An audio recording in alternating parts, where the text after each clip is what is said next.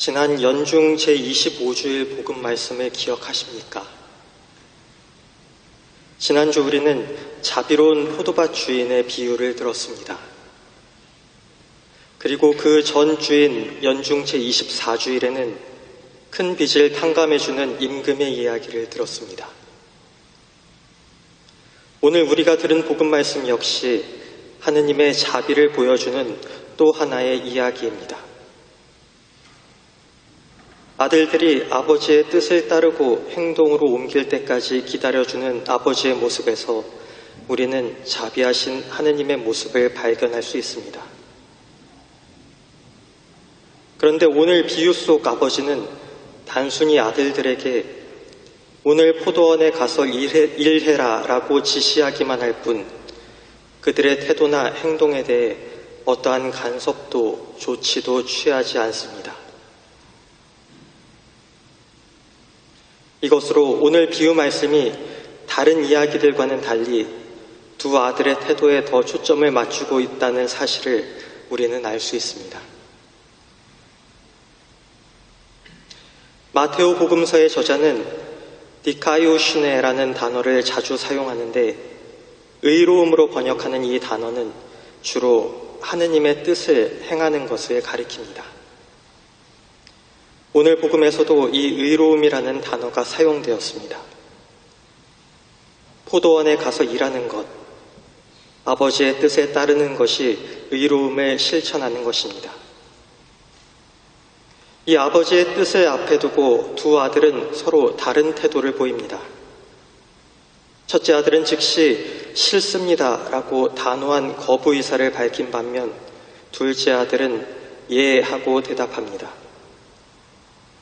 하지만 결과는 첫째 아들이 아버지의 뜻대로 포도원에서 일을 했고 둘째 아들은 포도원에 가지 않았습니다. 첫 출발선에서는 분명 둘째 아들이 먼저 의로움의 길에 들어섰지만 마지막 순간에는 첫째 아들이 의로움을 실천했고 둘째는 그렇게 하지 못했습니다. 말째가 첫째가 되고 첫째가 말째가 될 것이라는 예수님의 말씀처럼 말이죠. 첫째 아들은 극적인 회개 이후 하느님께로 삶의 방향을 전환한 사람을 가리킵니다. 예수님께서는 세리와 창녀들이라고 말씀하셨는데 세리는 물질적 욕망에 빠진 사람, 창녀는 성적 욕망으로 죄를 지은 사람을 대표합니다. 그런 그들이 세례자 요한이 선포한 의로움의 길을 믿고 회개의 삶을 살게 된 것입니다. 오늘 제2독서의 저자로 여겨지는 사도 바오로처럼 예수님을 믿지 않다가 부활 사건 이후 특정한 계기를 통해 믿음을 가지게 된 유다인들 역시 첫째 아들의 예가 될 수 있을 것입니다. 반면 둘째 아들은 의로움의 길을 받아들이겠다고 약속하고서도 그 약속을 지키지 않는 사람을 가리킵니다. 오늘 복음 속 대제관들과 백성의 원로들, 그리고 예수님과 사사건건 대립하는 바리사이나 율법학자들이 좋은 예입니다. 그들은 말로 한 약속을 지킬 마음도 의지도 가지고 있지 않습니다. 하느님 앞에 거짓 맹세를 한 사람들, 둘째 아들은 그런 위선자들을 대표한다고 볼 수 있습니다. 그렇다면 우리는 어떻습니까? 세례를 받고 이렇게 주일 미사에 참석하고 있으니 일단 포도원에 가서 일하라는 아버지의 말씀에 싫습니다 라고 응답한 첫째 아들보다는 예라고 응답한 둘째 아들에 더 가까워 보입니다. 그러면 그 이후의 행동은 어떻습니까? 첫째 아들처럼 일하러 갔습니까? 아니면 둘째 아들처럼 가지 않았습니까? 사실 오늘 복음의 주제는 분명합니다. 첫째 아들처럼 뉘우치고 하느님의 뜻을 실천하라. 너무나도 잘 알고 있는 가르침입니다. 하지만 이 명확한 가르침도 우리 각자의 삶에 적용하려고 하면 너무나 복잡하고 어렵게 느껴집니다. 포도원에 가서 일하는 것이 무엇인지, 어느 정도로 일해야 아버지의 뜻을 따르는 것인지 혼란스럽기만 합니다. 아버지의 뜻이 무엇인지 듣고 가르침을 받았지만 세상의 시류를 거슬러 매 순간 그 뜻을 실천하며 살기는 너무나 어려워서 본의 아니게 포도원에 갈 수 없는 경우도 있습니다. 사실 우리는 고의로 하느님께 거짓 약속을 한 것이 아니라 그 약속을 지키기 어려워서 실천하지 못하는 경우가 대부분입니다. 그렇기에 단순히 둘째 아들로 매도되는 것은 불합리하다고 느낄 수도 있습니다.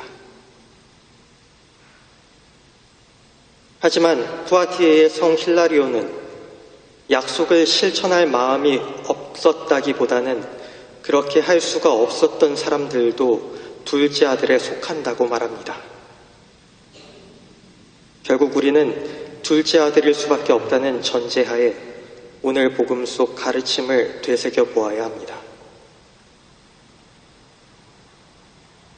첫째 아들의 가장 큰 미덕은 뉘우침입니다. 오늘 제1독서에서도 같은 주제가 반복됩니다. 악인이라도 죄악을 버리고 돌아서서 공정과 정의를 실천하면 구원을 받게 된다는 것입니다. 뉘우침, 돌아서는 것은 우리가 잘못된 길을 가고 있다는 것을 자각할 때 이루어질 수 있습니다. 우리가 입으로는 아버지의 뜻이 하늘에서와 같이 땅에서도 이루어지소서, 저희에게 잘못한 일을 저희가 용서하오니 라고 말하면서도 일상에 돌아가서는 그렇게 하지 못하고 있음을 자각하고 그것이 잘못된 것임을 인정해야 돌아설 기회를 얻을 수 있습니다. 그런데 그렇게 돌아선 뒤에도 어느 길로 나아가야 할지 막막할 수 있습니다. 그런 우리를 위해 사도 바오로는 말씀하십니다. 그리스도 예수님께서 지니셨던 바로 그 마음을 여러분 안에 간직하십시오. 이미 하느님께서는 우리에게도 같은 마음을 심어주셨습니다. 우리가 양심이라고 말하는 바로 그것입니다. 아버지께서는 끊임없이 매일 우리가 포도원에 가서 일할 것을 바라십니다. 그리고 우리는 그렇게 하겠다고 미사 중에, 기도 중에 늘 약속합니다. 우리가 한결같이 그 약속을 실천으로 옮길 수 있다면 좋겠지만 그렇게 하는 것은 너무나 어려운 일입니다.